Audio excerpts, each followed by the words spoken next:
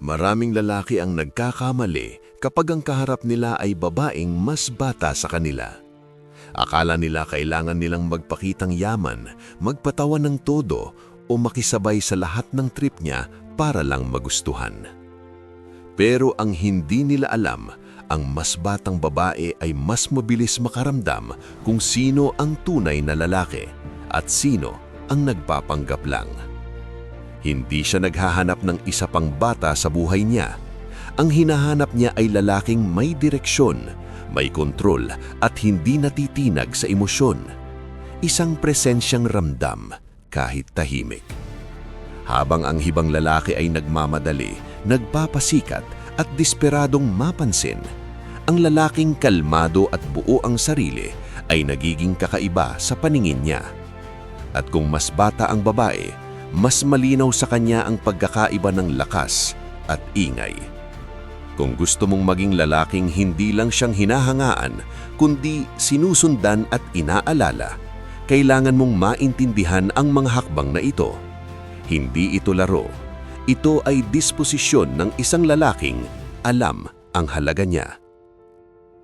Una, maging kalmado sa gitna ng problema. Kapag mas bata ang babae, mas mabilis niyang napapansin kung paano ka humaharap sa presyon.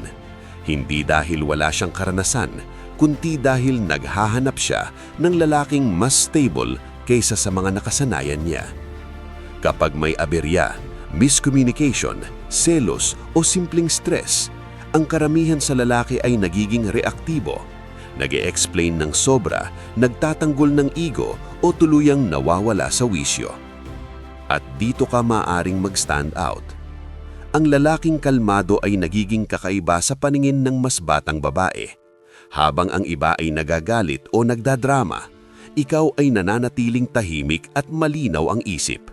Hindi ka nagmamadaling magsalita, hindi ka nagtatanggol agad, at sa katahimikang iyon may nabubuong respeto.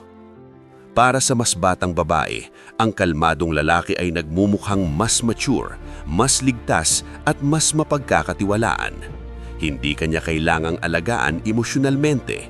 Sa halip, siya ang kusang nagiging mas mahinahon kapag kasama ka. Hindi ito tungkol sa pagiging malamig, ito ay tungkol sa emotional leadership. Kapag kaya mong kontrolin ang sarili mo, hindi mo kailangang kontrolin ang sitwasyon. Susunod ito sa iyo. At doon ka nagiging sandigan, hindi dahil mas matanda ka, kundi dahil mas buo ka bilang lalaki. Pangalawa, diretsyong paninindigan, walang pa-cute na laro. Kapag kaharap mo ang babaeng mas bata sa'yo, mabilis niyong mararamdaman kung ikaw ay totoo o nag-a-adjust lang para magustuhan. At dito, maraming lalaki bumabagsak. Nagiging pa-cool, pa-safe, o sobrang maingat magsalita. Takot makasakit, takot mawalan ng tsansa. Sa mata ng mas batang babae, ang ganitong lalaki ay hindi misteryoso. Mahina siya. Ang lalaking may paninindigan ay hindi naglalaro ng isip. Hindi siya nagpapanggap na okay lang kahit hindi naman. Hindi rin siya nagbubuhos ng damdamin na parang umaasa. Kapag may gusto siya, malinaw. Kapag ayaw niya, tahimik pero matatag ang pagtanggi. Walang drama, walang paliwanag na sobra. Ito ang nakakalito sa mas batang babae, in a good way. Dahil sanay siya sa lalaking paiba-iba ng salita, pabago-bago ng intensyon. Kapag nakaharap siya ng lalaking diretsyo, nagkakaroon ng friction. At ang friction na iyon, ang nagiging atraksyon. Hindi mo kailangang ipilit ng dominance. Lalabas ito sa paraan ng pagsasalita mo, sa paraan ng pagdesisyon mo, sa kakayahan mong magsabi ng hindi kahit may risk na mawala siya dahil alam mo ang halaga mo. Para sa mas batang babae, ang lalaking hindi takot magsabi ng totoo ay nagmumukhang mas mataas ang antas. Hindi siya sinusuyo, pinipili siya. At ang lalaking pumipili, hindi naghahabol. Kapag malinaw ang paninindigan mo, nagiging ligtas ang spasyo sa paligid mo, at ang safety na may lakas sa loob nito ang dahilan kung bakit hindi ka niya basta makakalimutan. Pangatlo, huwag maging masyadong available. Isa ito sa pinakamalaking pagkakamali ng lalaking may gusto sa babaeng mas bata sa kanya. Kapag naramdaman mong mas bata siya, madalas gusto mong bawiin iyon sa pagiging overly present. Laging nagre-reply, laging nandyan, laging handang i-adjust ang buhay mo para sa kanya. Pero sa mata ng mas batang babae, ang lalaking walang sariling mundo ay hindi kaakit-akit. Kahit mabait pa siya, kahit generous pa siya, dahil ang hinahanap niya ay lalaking may direksyon, hindi lalaking umiikot ang buhay sa kanya. Kapag nakita niyang may sariling oras, sariling disiplina, at sariling layunin, may nabubuong curiosity. Hindi ka nawawala, pero hindi ka rin laging nandyan. At ang balanseng iyon ang nagbibigay ng natural na atraksyon. Ang mas batang babae ay nasasanay sa lalaking mabilis magbigay ng atensyon, pero bihira siyang makakita ng lalaking hindi nagmamadali. Kapag hindi ka desperate, hindi ka nagmamakamikawa ng oras niya, at hindi ka natitinag kapag hindi siya agad available, nagbabago ang dynamics. Bigla kang nagiging lalaking kailanang i-figure out, hindi lalaking madaling makuha. At tandaan mo ito, ang babaeng mas bata ay mas naaakit sa lalaking may sariling landas, hindi dahil sa edad mo, kundi dahil ramdam niya na may buhay ka kahit wala siya. 4. Huwag mong gawing sentro ng mundo mo ang babaeng mas bata sa iyo. Ito ang tahimik na pagkakamali na ginagawa ng maraming lalaki, lalo na kapag mas bata ang babae. Kapag naramdaman nilang special siya, unti-unting umiikot ang mundo nila sa kanya. Schedule, desisyon, emosyon, lahat nakaangkla na sa presensya niya. At kahit hindi mo sinasabi, ramdam iyon ng babae. At kapag naramdaman iyon ng mas batang babae, may nawawala. Hindi dahil masama siyang tao, kundi dahil ang lalaki na ginagawang sentro ang babae ay nawawalan ng sariling gravity. Ang dating mo bilang isang buo at matatag na lalaki ay napapalitan ng imahe ng lalaking takot mawalan. Ang lalaking tunay na nakakaakit, lalo na sa mas batang babae, ay yung may sentro sa sarili niya, hindi sa ego, kundi sa misyon. May buhay ka na umiikot kahit wala siya. May mga araw kang busy.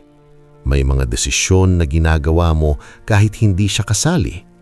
At hindi mo ito ipinapakita. Natural lang itong nararamdaman.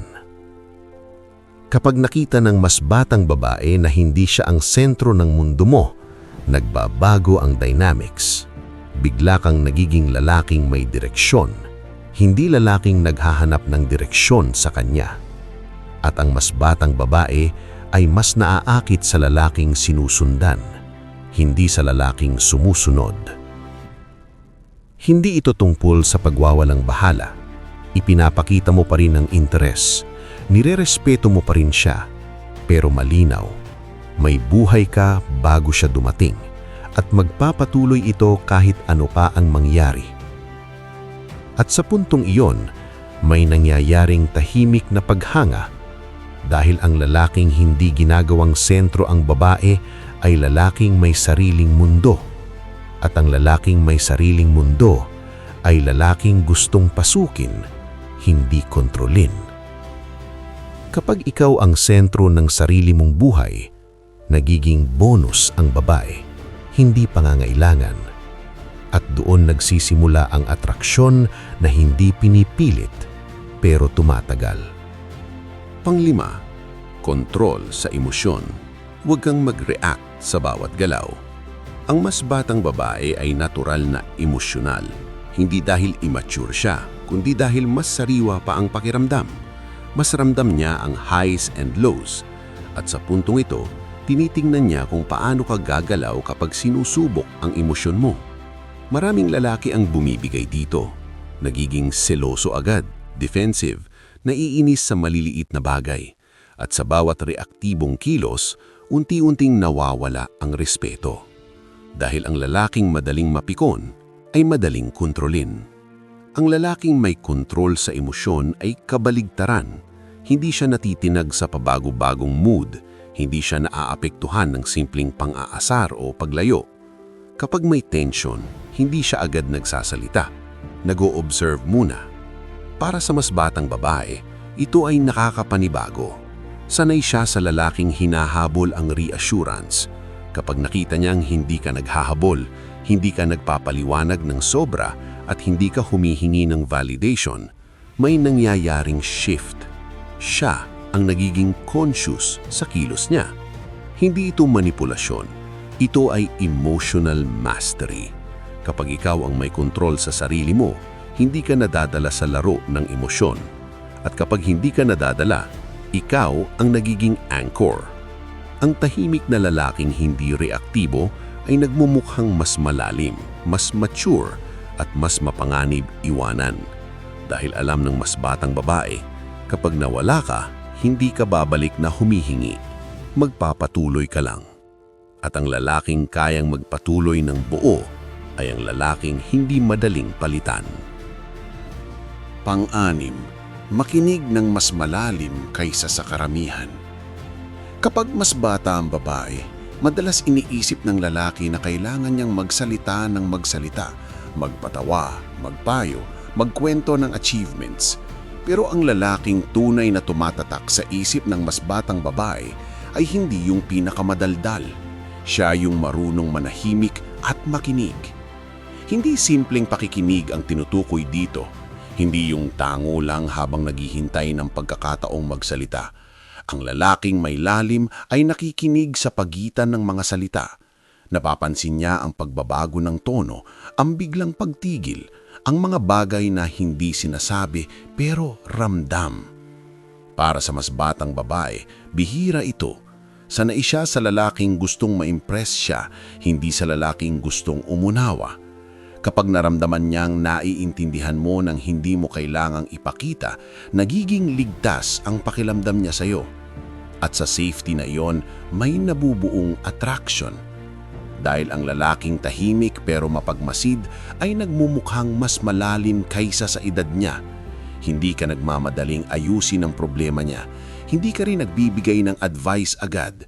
Pinaparamdam mo lang na nakita mo siya, buo, hindi hinuhusgahan.